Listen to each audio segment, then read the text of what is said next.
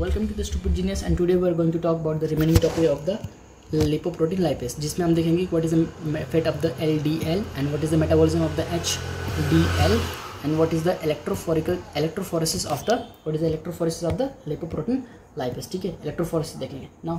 तो मैंने आपको लास्ट वीडियो में क्या बता दिया था, मैंने आपको बताया था कि एंडोजीनस मेटाबॉलिज्म क्या है, एक्सोजीनस मेटाबॉलिज्म क्या है. एंडोजीनस मतलब जो बॉडी बनाती है ना, जैसे लीवर बनाएगा और पेरिफेरल टिश्यू में भेजेगा, और एक्सोजीनस मतलब जो हम खाते हैं और लीवर में जाता है उसके मेटाबॉलिज्म्स. ना हम देख रहे हैं कि अब एलडीएल क्या होता है. लास्ट वीडियो में मैंने बताया था कि how liver makes the VLDL, उससे आईडीएल बनता है, फिर एलडीएल बनता है. Now we are going to see what is this LDL. तो अगर ये एलडीएल देखो डिफरेंट फेट्स हमने पढ़ लिए थे, like LDL can goes into the glands like testis और ओवेरी, जिसमें हम जाके हार्मोन सिंथेसिस करते हैं. तो डिफरेंट टिश्यू में जाके एलडीएल क्या करता है, लिपिड को डिपॉजिट करता है. तो what is the function of the LDL, it will deposit the lipids कहाँ पे, पेरिफेरल टिश्यू में, अदर देन द लिवर.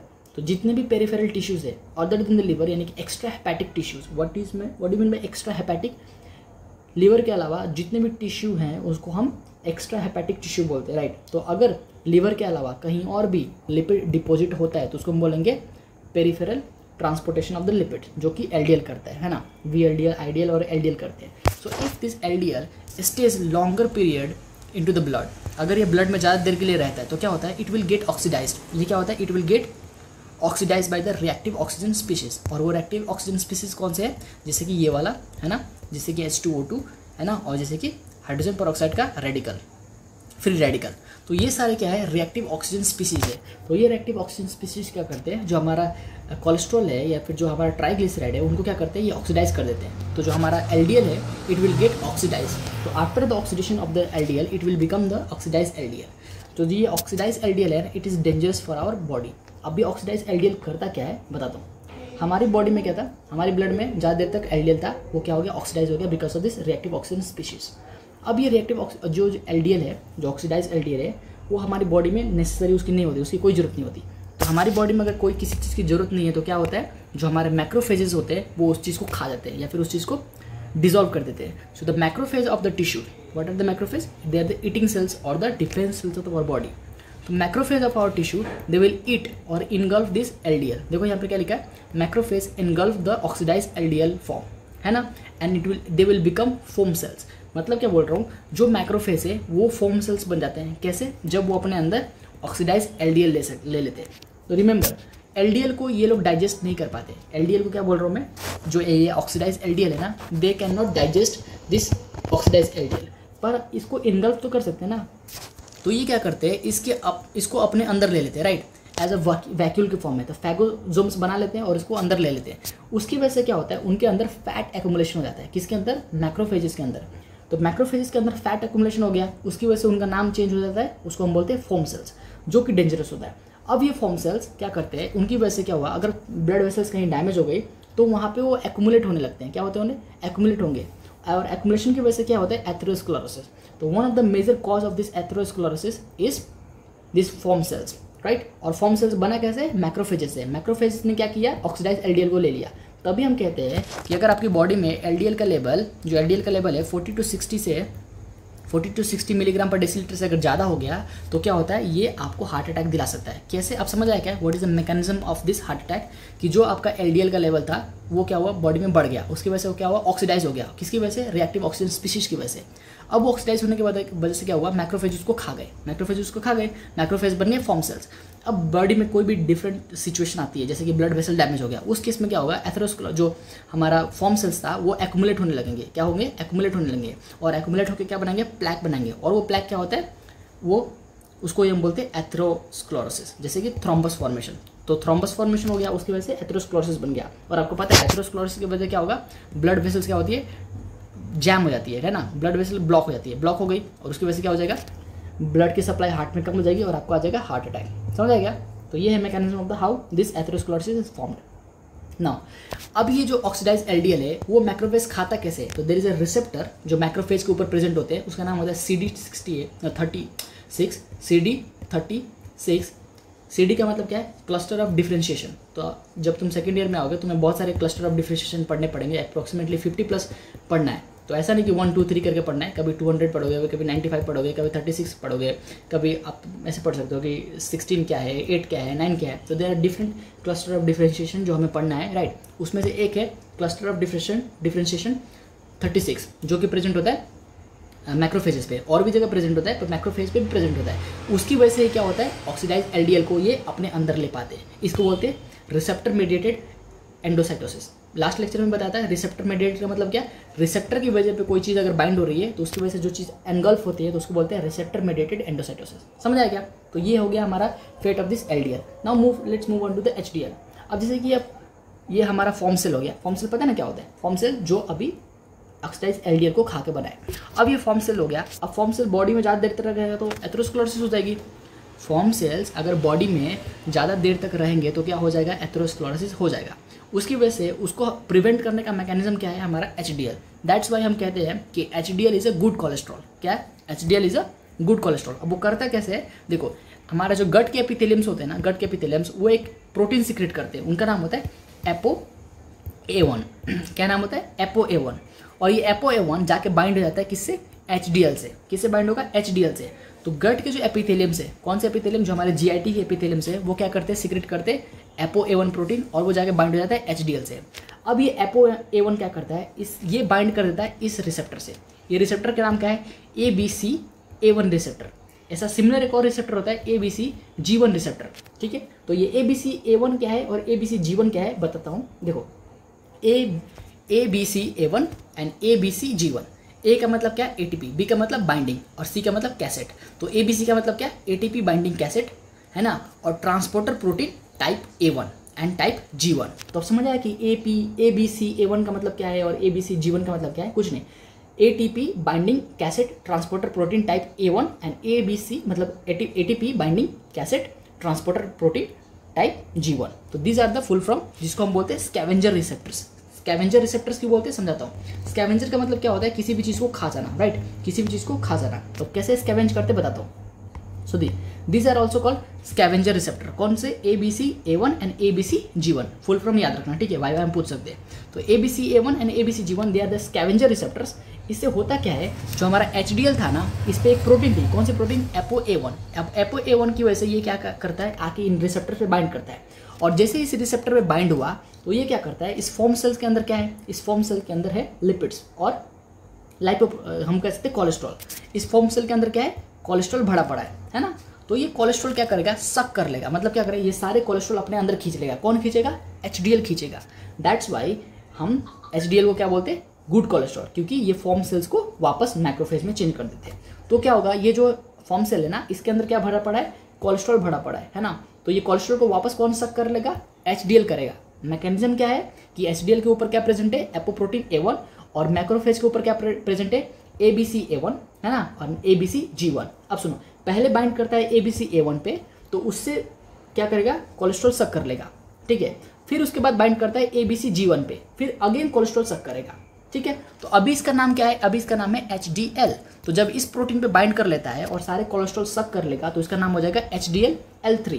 फिर ये छूट के इधर आएगा और फिर सारे कोलेस्ट्रॉल सक कर लेगा तो उसका नाम क्या हो जाएगा, HDL-L2, ठीक है। पहले नाम क्या था, HDL, बाद में नाम क्या हो गया, HDL-3। उसके बाद क्या हो गया नाम, HDL2। तो HDL, HDL3 and HDL2। Sequence समझ आ गया, HDL, HDL3 एंड HDL2। पहले किस पे बाइंड हुआ, ABCA1 प्रोटीन पे, बाद में किस पे बाइंड हुआ, ABCG1 प्रोटीन पे। तो ABCA1 एंड ABCG1 प्रोटीन, पहले A1 पे फिर G1 पे, ठीक है। चलो समझ आ गया क्या सीक्वेंस क्या है। अब देखो क्या लिखा पड़ा है, एपोप्रोटीन A1 जो कि एक प्रोटीन है, binds to the ABCA1 protein, ठीक है, and start sucking the a lot of cholesterol. Cholesterol क्या करता है, अपने अंदर खींच लेता है from the form cells, and now it is called HDL3। अब इसको क्या बोलेंगे, HDL3। किसको बोलेंगे, इसको HDL को क्या बोलेंगे, अब HDL3 बोलेंगे। उसके बाद HDL3 क्या करेगा, जी इस रिसेप्टर पे बाइंड था, इसको छोड़ के किस रिसेप्टर पे बाइंड कर जाएगा, ABCG1 पे बाइंड कर जाएगा। फिर अगेन क्या करेगा वो, अगेन इट विल सक cholesterol and it will now called HDL2। समझ आएगा कि HDL2 कैसे बनता है। तो पहले HDL3 बनेगा फिर HDL2 बनेगा। नाउ अब HDL2 का काम क्या होता है, see HDL2 now will go to the testis, ovary and adrenal gland. Last lecture में बताया था कि जितने भी हमारे कोलेस्ट्रॉल होते हैं, कोलेस्ट्रॉल क्यों इंपॉर्टेंट होता है, ताकि हम testis, ovary and adrenal gland को कोलेस्ट्रॉल दे पाएँ ताकि वो हार्मोन सिंथेसाइज कर पाए, क्योंकि जितने भी हार्मोन टेस्टिस, ओवेरी और एड्रिनल ग्लैंड सिक्रेट करते हैं उसमें से मोस्ट ऑफ द हार्मोन्स क्या होते हैं, कोलेस्ट्रॉल और लिपिड बेस्ड होते हैं। समझ आया क्या? तो that's why HDL can go to the testis, ovary and adrenal gland for the hormone synthesis. समझ आया क्या? अगेन कुछ और मैकेनिज्म होते हैं, आपको पता है ना कि HDL is a good cholesterol. तो why it is good cholesterol?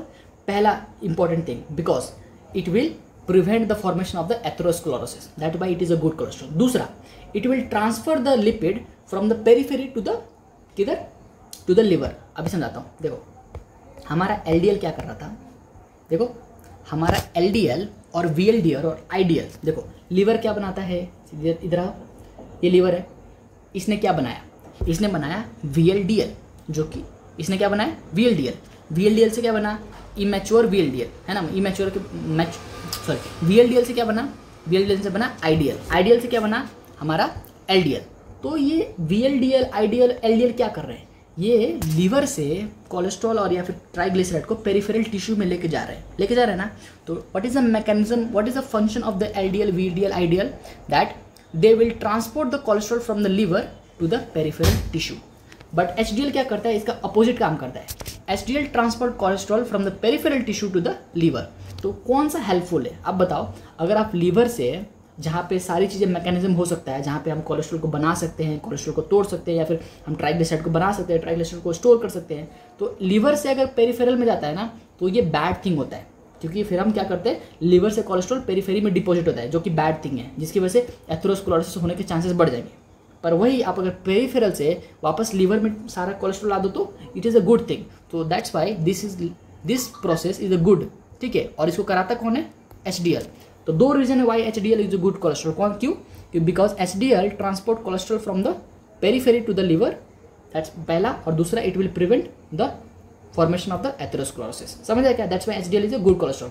और LDL बैड कोलेस्ट्रॉल क्यों है, कि because it transport cholesterol from the liver to the peripheral tissue. समझ आया क्या? चलो नाउ अब मैं आपको क्या बता रहा हूँ, देयर, हाँ ये देखो, ये क्या लिखा है, HDL2 के बारे में बात हो रही है ना। तो HDL2 store cholesterol in form of the cholesterol ester. मैंने लास्ट वीडियोस में भी बताया था आपको कि कोलेस्ट्रॉल कैसे स्टोर होता है, कोलेस्ट्रॉल एस्टर के फॉर्म में स्टोर होता है, ठीक है। Now this HDL2 goes to the liver and deposit cholesterol. कहाँ पे डिपॉजिट कर रहा है, लीवर के अंदर कर रहा है। तो लीवर के अंदर कोलेस्ट्रॉल डिपॉजिट करना अच्छी बात है, पेरिफेरल टिश्यू में अच्छी बात नहीं है। And then it becomes the HDL। तो स्टार्ट कहानी कहाँ से शुरू हुई थी, HDL से शुरू हुई थी। HDL से क्या बना था, HDL3 बना था, है ना। और HDL3 से क्या बना था, HDL2 बना था। तो देखो ये, और फिर HDL2 कहाँ जाएगा, लीवर में जाएगा, और लीवर में जाने के बाद वो सारा चीज डिपॉजिट कर देगा and it will become HDL again, है ना। तो that's why this cycle keep on going. Liver से क्या निकलेगा, HDL किधर गया, पेरिफेरल टिश्यू में गया, वहां से सारा कोलेस्ट्रॉल जो एक्स्ट्रा है वो लेकर वापस लीवर में आ गया। समझा? नाउ एंड अगेन देखो, it becomes the HDL and again gather the cholesterol from the IDL, VDL, LDL। फिर से वो क्या करेगा, IDL, VDL, LDL से क्या करेगा, कोलेस्ट्रॉल वापस लेने लगेगा। तो समझ आया क्या कि पहले क्या हुआ, HDL था, HDL कहाँ से निकला, लीवर से निकला, है ना, लीवर से निकला। और GIT के सेल्स ने उसको मदद किया क्या करने के लिए, ApoA1 बनाने के लिए, है ना, एपोप्रोटीन A1 बनाने के लिए। उसकी वजह से क्या हुआ, वो गया किधर, पेरिफेरी में, वहां से वो सारा कोलेस्ट्रॉल क्या करेगा, लेकर आएगा। कैसे लेकर आएगा, मैकेनिज्म ये रही, ठीक है। दो मैकेनिज्म है, पहली तो ये है ना, फॉर्म सेल से कोलेस्ट्रॉल निकालना। तो फॉर्म सेल से कोलेस्ट्रॉल निकालने वाला मैकेनिज्म तुमने पढ़ लिया, राइट। ये वाला क्या है, मैकेनिज्म है ना, कि ये HDL आया और फॉर्म सेल से इसने क्या निकाल लिया, कोलेस्ट्रॉल निकाल लिया। तो ये पहला मैकेनिज्म हो गया। दूसरा मैकेनिज्म यहाँ पे है, ठीक है, जो कि मैं बताने वाला हूँ, ठीक है। तो वो क्या हुआ, HDL ने VLDL, IDL और LDL से क्या किया, कोलेस्ट्रॉल लिया और वापस कहाँ गया, लीवर में चला गया, और वहाँ पे क्या कर दिया, डिपॉजिट कर दिया, और अगेन VDL बन गया और फिर LDL बन गया। और ये प्रोसेस बार बार होती रहेगी जब तक हम अपना कोलेस्ट्रॉल पेरिफेरी से लिवर में नहीं ला पाते, जो कि कभी हो नहीं सकता, ठीक है। चलो नाउ सेकेंड मैकेनिज्म क्या है, देखो ये हमारा HDL2 है ना, दिस इज HDL2। अब ये क्या करेगा, ये ट्राइग्लिसराइड भी VDL, IDL से लेता है। तो ट्राइग्लिसराइड भी लेता है, सर कोलेस्ट्रॉल तो दे रहा है, आगे कोलेस्ट्रॉल दे भी सकता है, क्यों, क्योंकि इसके पास कोलेस्ट्रॉल ज़्यादा होता है, ठीक है। मैं अभी दिखाऊंगा कि क्यों कोलेस्ट्रॉल ज़्यादा होता है, देखो है ना, इधर कोलेस्ट्रॉल एस्टर सबसे ज़्यादा किसमें, HDL में, ठीक है। तो बताता हूँ, तो ये क्या करता है, ट्राइग्लिसराइड लेता है और कोलेस्ट्रॉल देता है, ठीक है। This is also one of the mechanism कि कोलेस्ट्रॉल देना, अगर इनके अंदर कोलेस्ट्रॉल कम है तो कोलेस्ट्रॉल प्रोवाइड करना, है ना। अगर कोलेस्ट्रॉल ज़्यादा है तो कोलेस्ट्रॉल वापस ले लेना। ट्राइग्लिसराइड ज़्यादा है तो ट्राइग्लिसराइड वापस लेना, समझ गया। तो दिस इज द मैकेनिज्म, ये इतना बना देना हो जाएगा। नाउ एंजाइम रिक्वायर्ड मैं समझाता हूँ, उधर लिखा है मैंने, ठीक है, यहाँ पे मैं समझा दूंगा। ये वाला बहुत आसान है, ये भी मेटाबॉलिज्म ऑफ द वो है HDL। 1 मिनट रुको पहले, तो ये समझ आया क्या। अभी यहाँ पे ध्यान दो, देखो ये वाली चीज़ इंपॉर्टेंट होती है। ये इतना समझ लो, देखो याद नहीं करना, इसको याद नहीं करना, कोई भी परसेंटेज याद नहीं करना है, बस लॉजिक सुनो। पहले हमारे बॉडी में क्या बनता था, खाइलोमाइक्रोन। जब हम खाना खाते थे तो सबसे पहले क्या बनेगा, खाइलोमाइक्रोन।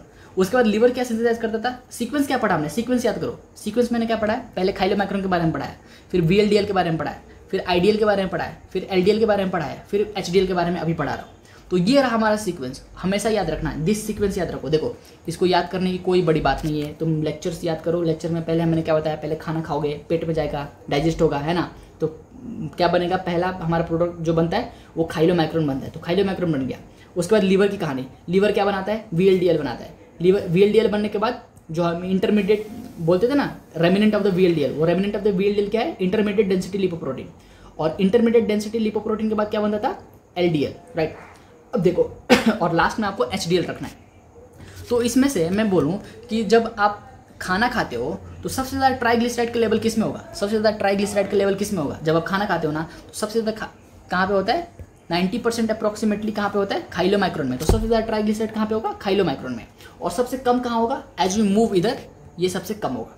तो सबसे ज़्यादा ट्राइग्लिसराइड किसके पास है, खाइलोमाइक्रोन, और धीरे धीरे धीरे कम होगा, और सबसे कम किस में होगा, HDL में होगा। नाउ पर HDL क्या है, इज अ गुड कोलेस्ट्रॉल, यानी कि इसमें कोलेस्ट्रॉल का लेवल कम होता है ना, मतलब इसमें फैट का लेवल कम होता है और प्रोटीन का लेवल क्या होता है, ज़्यादा होता है। तो अगर कोई तुमसे पूछे कि खाइलोमाइक्रोन, VLDL, IDL, LDL और HDL, पांचों में से सबसे ज़्यादा प्रोटीन किस में, तो सबसे ज़्यादा प्रोटीन किस में, HDL में, और सबसे कम प्रोटीन किस में, खाइलोमाइक्रोन में। क्योंकि खाइलोमाइक्रोन जस्ट मतलब मदद करता है लिपोप्रोटीन, मतलब वो क्या बोल रहा हूँ कि ट्रांसपोर्ट के लिए मदद करता है, उसमें ज़्यादा प्रोटीन नहीं होता। तो सबसे कम प्रोटीन किस में, खाइलोमाइक्रोन में, और सबसे ज़्यादा प्रोटीन किस में, HDL में। और as you move down here it will decreases, है ना। तो खाइलोमाइक्रोन में सबसे कम, उसके और सबसे ज़्यादा किस में, HDL में। लास्ट क्या याद रखना है, कोलेस्ट्रॉल का लेवल सबसे ज़्यादा किस में, तो कोलेस्ट्रॉल का लेवल सबसे ज़्यादा किस में, HDL में है, ठीक है। और सबसे कम किस है, इनके में, इसमें है, खाइलोमाइक्रोन में। समझ आया क्या। तो ये आपको क्या करना है, याद करना है। चलो अब मैं तुम्हें एक मस्त चीज़ बताता हूँ, हमारा क्या पढ़ना है, इलेक्ट्रोफोरेसिस पढ़ना है। इलेक्ट्रोफोरेसिस से पहले स्ट्रक्चर देख लो कि लाइपोप्रोटीन एक्चुअली होता क्या है। तो लाइपोप्रोटीन में क्या लिखा है, लिपो प्लस प्रोटीन, है ना। तो लिपिड एंड प्रोटीन, तो लिपिड में लिपिड दो टाइप के होते हैं, उसके मतलब लिपिड के जो स्ट्रक्चर्स होते हैं दो टाइप के होते हैं। देखो एक होता है हाइड्रोफिलिक एंड, है ना, एक हाइड्रोफिलिक एंड होगा, एक हाइड्रोफोबिक एंड होगा। इतना तो सबको पता है, एक हाइड्रोफिलिक एंड होता है जो कि चार्ज होता है ना, और एक हाइड्रोफोबिक एंड होता है जो चार्ज नहीं होता, ठीक है। तो जो चार्ज होता है वो सराउंडिंग में होता है, आउटर लेयर पे क्या होता है, चार्ज, है ना, और इनर लेयर पे क्या हो जाता है, हाइड्रोफोबिक। तो जो फॉस्फोलिपिड बाइलेयर मॉलिक्यूल्स होता है सेम, राइट। तो ये क्या है, लाइपोप्रोटीन का स्ट्रक्चर है। आउटर स्ट्रक्चर में क्या होगा, फॉस्फोलिपिड्स होंगे, है ना, फॉस्फोलिपिड्स आउटर स्ट्रक्चर पे, और इसके अंदर क्या होगा, हमारा कोलेस्ट्रॉल या फिर कोलेस्ट्रॉल एस्टर या फिर ट्राइग्लिसराइड्स। तो अंदर क्या है, अंदर है कोलेस्ट्रॉल एस्टर और ट्राइग्लिसराइड और कोलेस्ट्रॉल, तीनों चीज़ क्या होते हैं, अंदर होते हैं, है ना। और बाहर क्या है, बाहर हमारा फॉस्फोलिपिड बाइलेयर का मॉलिक्यूल है ना, बाइलेयर नहीं है, फॉस्फोलिपिड है। बाइलेयर तो सेल मेम्ब्रेन में होता है ना, यहाँ पे सिर्फ फॉस्फोलिपिड का मेम्ब्रेन होता है, ठीक है। जैसे मिसल्स फॉर्मेशन होते हैं ना, वैसे ही है, सिमिलर है। और इसमें इंटीग्रेटेड प्रोटीन्स, तो देखो लिपिड वाला पोर्शन तो ये हो गया, देखो लिपिड वाला पोर्शन क्या हो गया, ये हो गया, राइट। इसमें प्रोटीन वाला पोर्शन कौन है, तो एपोप्रोटीन्स, तब से हम पढ़ रहे हैं ना, एपोप्रोटीन एपोप्रोटीन एपोप्रोटीन। तो लिपोप्रोटीन्स जो होते हैं उस पर इंटीग्रेटेड प्रोटीन्स होते हैं, मतलब क्या, जो इनके मेम्ब्रेन्स है, मेम्ब्रेन्स के अंदर क्या लगा पड़ा है, प्रोटीन लगा पड़ा है। कौन सा प्रोटीन है, आपने पढ़ा है ना, एपो ई, एपो C2, एपो D नहीं पढ़ा, पर एपो D भी होता है। तो EDC2, एपो A1 अभी पता है, एपो B100, एपो B48 ये भी बताया। तो apo 1 2 3 4, apo B100 and apo B48। तो आपको इसमें से कौन कौन सा पता है, आपको E पता है, आपको C2 पता है, आपको एपो A1 पता है, आपको एपो B100 एंड B48 पता है। तो इतना तो पता है ना, ये तो लिख लोगे ना। चलो तो ये हो गया हमारा स्ट्रक्चर कि लिपोप्रोटीन का स्ट्रक्चर क्या होता है, उसमें लिपिड होता है एंड प्रोटीन होता है, ठीक है। Now let's move on to the classification कि हम लिपोप्रोटीन को कैसे क्लासीफाई करते हैं। तो there are 2 ways that by that we can classify this lipids और lipoproteins। पहला डेंसिटी के बेसिस पे, तो हमने सेंट्रीफ्यूज डेंसिटी के बेसिस पे कैसे करोगे भाई, मशीन में डालोगे, सेंट्रीफ्यूजिंग मशीन में उसको रोटेट करोगे जोर से, तो क्या होता है डेंसिटी के बेसिस पे डिफरेंट लेयर्स बन जाएगी। तो क्या हो जाएगा, वैसे वो हम उसको क्लासीफाई कर देंगे। दूसरा,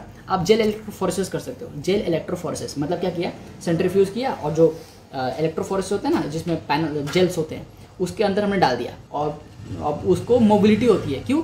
क्योंकि चार्ज के बेसिस पे जो जितना छोटा पार्टिकल है, जो जितना हल्का पार्टिकल है, वो उतना आगे मूव करेगा, और जितना भारी और जितना वो बड़ा पार्टिकल है वो कम मूव करेगा, है ना। तो इसको बोलते हैं इलेक्ट्रोफोरेसिस। तो इलेक्ट्रोफोरेसिस एंड द डेंसिटी के बेसिस पे हम इसको क्लासीफाई करते हैं। तो लेट्स सी फर्स्ट डेंसिटी के बेसिस पे कैसे क्लासीफाई करते हैं। अब मुझे तुम ये बताओ कि तुम्हारा ब्लड है, ब्लड दो चीज़ों से बना होता है, एक सेल्स जो हमें जरूरी नहीं है, दूसरा प्लाज्मा, राइट। लास्ट लेक्चर में बताया था ना, प्लाज्मा में भी क्या होता है, सीरम होता है प्लस क्लॉटिंग फैक्टर होता है। तो क्लॉटिंग फैक्टर की तो हमें जरूरत नहीं है, क्लॉटिंग फैक्टर निकाल दो, बच गया सीरम। तो सीरम को हम क्या करेंगे, सेंट्रीफ्यूज करेंगे। क्या करेंगे, इसको सेंट्रीफ्यूज करेंगे ताकि डेंसिटी में हम इसको निकाल पाए। तो देखो हमने क्या किया, सीरम को क्या किया, सेंट्रीफ्यूज कर दिया। अब सुनो, जैसे लेक्चर का सीक्वेंस था वैसे ही इसको याद करो। सबसे ऊपर क्या आएगा, खाइलोमाइक्रोन, उसके बाद क्या आएगा, VLDL, उसके बाद IDL, फिर क्या आएगा, LDL, फिर क्या आएगा, HDL, और सर ये लास्ट में फैटी एसिड प्लस एल्बुमिन। ठीक है, ये याद हो जाएगा क्या, कैसे बोल रहा हूँ, जैसे मैंने सिखाया कि सबसे पहले एंडोजीनस पाथवे याद करो, sorry exogenous pathway. Exogenous pathway का मतलब क्या, जो आपने खाना खाया है ना, पेट में गया, डाइजेस्ट हुआ, डाइजेस्ट होने के बाद पहला प्रोडक्ट क्या बनता है, खाइलोमाइक्रोन। तो पहला प्रोडक्ट क्या बन गया, खाइलोमाइक्रोन। उसके बाद लीवर क्या सिंथेसाइज करती है, वही सीक्वेंस, सेम सीक्वेंस जो मैंने सिखाया था। उसके बाद लीवर क्या सिंथेसाइज करेगी, VLDL। VLDL के बाद क्या बनता है, VLDL से बनता है IDL। IDL के बाद क्या बनता है, IDL के बाद बनता है LDL। LDL के बाद बनता नहीं है, जो इंपॉर्टेंट चीज़ है क्या, HDL। याद करो, मैंने यहाँ भी यही सिखाया था, बोला था ना ये सीक्वेंस कि इसको याद कर लो। देखो खाइलोमाइक्रोन, VLDL, IDL, LDL and HDL। तो ऐसे याद करना है, बहुत आसान हो जाएगा। ठीक है, चलो तो आपको ये समझ आया कि जब सेंट्रीफ्यूज करोगे तो सबसे ऊपर क्या देखो मिलेगा, सबसे ऊपर मिलेगा खाइलोमाइक्रोन, उसके बाद क्या मिलेगा, VLDL, उसके बाद क्या मिलेगा, IDL, फिर LDL, फिर HDL। तो दिस इज द सीक्वेंस। और सबसे नीचे क्या मिलेगा, ये गैप छोड़ के क्या मिलेगा, हमारा ये वाला प्रोटीन मिलेगा जिसमें होगा एल्बुमिन प्लस फैटी एसिड्स। तो सबसे ज़्यादा हैवी कौन है, एल्बुमिन एंड फैटी एसिड, और उससे हैवी कौन है, HDL, और सबसे लाइट कौन है, खाइलोमाइक्रोन। समझ आया क्या। तो ये है हमारा डेंसिटी के बेसिस पे, और इसको बना दोगे ना कम से कम 2 नंबर मिलेंगे। ठीक है, तो ये रहा हमारा सेंट्रीफ्यूगेशन। ठीक है, नेक्स्ट आता है इलेक्ट्रोफोरेसिस। नेक्स्ट क्या आता है, इलेक्ट्रोफोरेसिस। ठीक है, सेम सीक्वेंस याद रखना, सेम सीक्वेंस कौन सा, खाइलोमाइक्रोन, VLDL, IDL, LDL and HDL, इतना सीक्वेंस याद देना। उसके बाद क्या आएगा, एल्बुमिन प्लस फैटी एसिड। इतना समझ आया क्या, ये वाला सीक्वेंस याद रखना है बस। उसके बाद क्या करना है, जब ये रहा डेंसिटी के लिए, ये क्या बोल रहे हैं सर, ये डेंसिटी के लिए याद रखो। इलेक्ट्रोफोरेसिस में 2 चीज़ें चेंज कर देनी है, ये जो ये VLDL है ना और ये LDL है, इनकी पोजीशन चेंज कर दो। मतलब क्या बोल रहे हो सर, कि VLDL को यहाँ भेज दो और LDL को यहाँ भेज दो। समझा क्या बोल रहा हूँ। देखो ये जो सीक्वेंस है ना, ये सीक्वेंस याद कर लो, आपको परसेंटेज ऑफ द प्रोटीन और कोलेस्ट्रॉल और फैट में आपको समझ आ जाएगा, है ना, कि सबसे ज़्यादा प्रोटीन किस में है, तो सबसे ज़्यादा प्रोटीन HDL में है, सबसे कम प्रोटीन किस में, तो काइलोमाइक्रोन में, सबसे ज़्यादा ट्राइग्लिसराइड किस में है, तो ट्राइग्लिसराइड किस में, काइलोमाइक्रोन में, और सबसे कम ट्राइग्लिसराइड किस में, तो HDL में, सबसे ज़्यादा कोलेस्ट्रॉल किस में है, तो HDL में, और सबसे कम कोलेस्ट्रॉल किस में है, तो इसमें है। तो ये ऐसे भी याद रख सकते हो, है ना। दूसरा, जब ये ऐसे याद रखोगे तो तुम्हें डेंसिटी के हिसाब से भी याद हो जाएगा। डेंसिटी के हिसाब से मतलब कैसे, सबसे कम डेंसिटी किसकी है, इसकी, फिर ज़्यादा किसकी है, फिर ज़्यादा इसकी है, फिर ज़्यादा इसकी है, फिर ज़्यादा इसकी, और सबसे ज़्यादा डेंस कौन है, सबसे ज़्यादा डेंस है HDL, और उसके बाद भी ज़्यादा कौन है, एल्बुमिन एंड फैटी एसिड। ठीक है, और ये तरीका एक और चीज़ में हेल्प करेगा, जब तुम इलेक्ट्रोफोरेसिस करोगे, सेम चीज़ लिख दो, बस क्या चेंज कर दो, एक VLDL को चेंज कर दो और एक LDL को चेंज कर दो। तो कैसे याद रखोगे, LDL चेंज करना है तो किसके साथ करना है, भैया के साथ करना है ना, मत कर भाभी के साथ करना है। ठीक है, तो भैया भी बोल सकते हो। तो LDL करना है, LDL करना है, किसके साथ करना है, भाभी के साथ करना है, नहीं भैया के साथ करना है। ठीक है, तो LDL किसके साथ चेंज करना है, हाँ भाभी के साथ करना है। ठीक है, तो this is how you are going to remember the electrophoresis वाला चार्ट। अब देखो ध्यान से, पहले देखो आराम से, वो भी याद करा दूंगा। ये रहा इलेक्ट्रोफोरेसिस का हमारा पैनल। ठीक है, यहाँ पे होता है ओरिजिन का मतलब क्या है, यहाँ सैंपल डालना है, क्या करना है, यहाँ पे सैंपल डालना है। और ये रहा नेगेटिव चार्ज और ये रहा पॉजिटिव चार्ज। तो पॉजिटिव चार्ज के टुवर्ड्स चीज़ें मूव करेंगी, है ना। तो ये चीज़ कहाँ पे मूव करेगी, इधर की तरफ, क्योंकि प्रोटीन पे नेगेटिव चार्ज होता है ना, प्रोटीन पे क्या होता है, नेगेटिव चार्ज होता है, तो पॉजिटिव की तरफ मूव करेगा। तो हमने यहाँ पे ओरिजिन बनाया है। ठीक है, ओरिजिन पे क्या करूँगा, मैं सैंपल डालूंगा। तो यहाँ पे मैंने सैंपल डाल दिया, तो सैंपल किधर मूव करेगा, आगे की तरफ मूव करेगा, राइट। तो आगे की तरफ मूव कर रहा है। तो सिंपल तुम्हें ये क्या याद रखना है, जैसे मैंने बताया कि पहले क्या लिखोगे, खाइलोमाइक्रोन, राइट। उसके बाद क्या आना चाहिए था, उसके बाद अंदर VLDL आना चाहिए था, पर VLDL होता नहीं है। VLDL चेंज करता है पोजीशन किससे, LDL से। देखो तो यहाँ पे होना चाहिए था VLDL, यहाँ पे होना चाहिए था IDL जो कि है, उसके बाद होना चाहिए था LDL जो कि नहीं है ना, उसके बाद होना चाहिए था HDL जो कि है, और उसके बाद होना चाहिए था एल्बुमिन एंड फैटी एसिड जो कि है।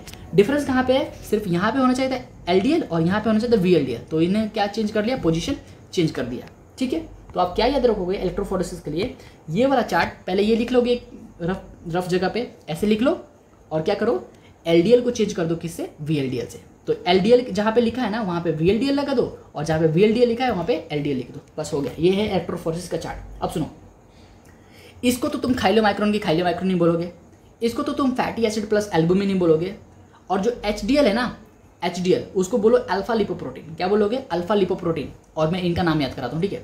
इसको क्या बोलोगे, अल्फा लिपोप्रोटीन। और ये जो 3 बच गए ना, इनको बोलते हैं जैसे कि beta lipoprotein, broad beta and pre beta lipoprotein. तो इसको याद कैसे करना है, एक सेंटेंस याद कर लो। कौन सा वाला सर, ऐसे beta broad beta and pre beta, beta broad beta pre beta, ठीक है। B एंड PB, BBB, ठीक है। ये वाला सेंटेंस याद रख लो, कोई चिपका के रख लो अपने पास कि कैसे याद करना है, beta broad beta and then pre beta, beta broad beta pre beta, beta broad beta pre beta, ऐसे सीक्वेंस में। अब देखो यहाँ पे क्या था, हमने इसका नाम तो खाइलोमाइक्रोन का खाइलोमाइक्रोन रखा है, ठीक है। इसका नाम सेम ही है कि फैटी एसिड प्लस एल्बुमिन। इसका नाम क्या है, अल्फा लिपोप्रोटीन। तो HDL क्या है हमारा, alpha, is a alpha man, is a good man, right. HDL is a good lipoprotein, that's why is a alpha lipoprotein, ठीक है। अब ये बच गए 3 नमूने जिसमें चेंजेस था। यहाँ पे होना चाहिए था LDL, है ना, सॉरी यहाँ पे VLDL होना चाहिए था, पर क्या है LDL है। यहाँ पे LDL होना चाहिए था, पर क्या है VLDL है। और बीच वाला तो ऑलवेज बीच वाला, उसका कोई वैल्यू नहीं है ना, मिडिल क्लास फैमिली की तो कोई वैल्यू नहीं होती, that's why IDL is always IDL, है ना। अब सीक्वेंस में इसको याद कैसे रखना है कि beta broad beta and pre beta. Lipoprotein तो सब है ना, देखो ये भी लिपोप्रोटीन है, ये भी लिपोप्रोटीन है, ये भी लिपोप्रोटीन है, और ये भी लिपोप्रोटीन है, मतलब लिपिड प्लस प्रोटीन, ये चारों लिपिड प्लस प्रोटीन है। पर इनका नाम क्या है, इसका नाम है अल्फा लिपोप्रोटीन, और इनका नाम क्या है, इसका नाम है beta broad beta and pre beta. तो फिर से beta lipoprotein, broad beta lipoprotein and pre beta lipoprotein, beta broad beta and pre beta. कैसे याद रखोगे, beta lipoprotein, broad beta lipoprotein and pre beta lipoprotein. समझ आ गया, तो बहुत आसान है, ऐसे याद करना है। अब चलो ये वाला समझाता हूँ उस चार्ट पे आके। देखो अब मेरी बात सुनो, देयर आर 2 एंजाइम्स जो कि वाइवा में पूछते हैं, पहला एलकैट, दूसरा CETP, ठीक है। अब इसमें डिफरेंस समझो।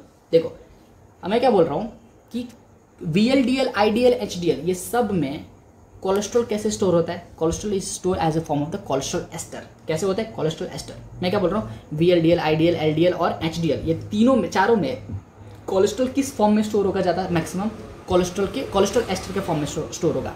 तो कोलेस्ट्रॉल से कोलेस्ट्रॉल एस्टर बनाने के लिए हमें कौन सी रिएक्शन करनी पड़ेगी, हमें करनी पड़ेगी स्टेरिफिकेशन रिएक्शन। तो मुझे स्टेरिफिकेशन रिएक्शन करने के लिए एक एंजाइम चाहिए जिसका नाम होता है एलकैट, ठीक है। लेसिथिन, देखो दिखाता था, एलकैट कौन सा नाम होता है मेरा, LCAT. Lecithin cholesterol acyl transferase. क्या बोल रहे हो sir, lecithin cholesterol acyl transferase, LCAT, lecithin cholesterol acyl transferase. मेरे से ये फाइनल जो मेरा वाइवा हो रहा था ना, फाइनल एग्जाम का वाइवा, तो ये एंजाइम के बारे में पूछा था कि what is the function of the LCAT enzyme, ठीक है। तो मैंने उनको बताया था कि एलकैट जो होता है, एलकैट क्या है, पहले फुल फॉर्म बताया मैंने, LCAT is lecithin cholesterol acyl transferase. तो lecithin cholesterol acyl transferase enzyme है जो कि हेल्प करता है एस्टेरिफिकेशन रिएक्शन में, जिसका काम क्या होता है, हमारे कोलेस्ट्रॉल के ऊपर एक असाइल ग्रुप ऐड कर देना, और उसकी वजह से क्या होता है, एस्टेरिफिकेशन रिएक्शन होता है, जिसको हम बोलते हैं एस्टेरिफिकेशन रिएक्शन। तो रिजल्ट क्या बनता है, कोलेस्ट्रॉल एस्टर, जो कि स्टोरेज फॉर्म है किसका, VLDL, IDL, LDL and HDL का। इतना बताया था मैंने कि फुल फॉर्म किसका, एलकैट का।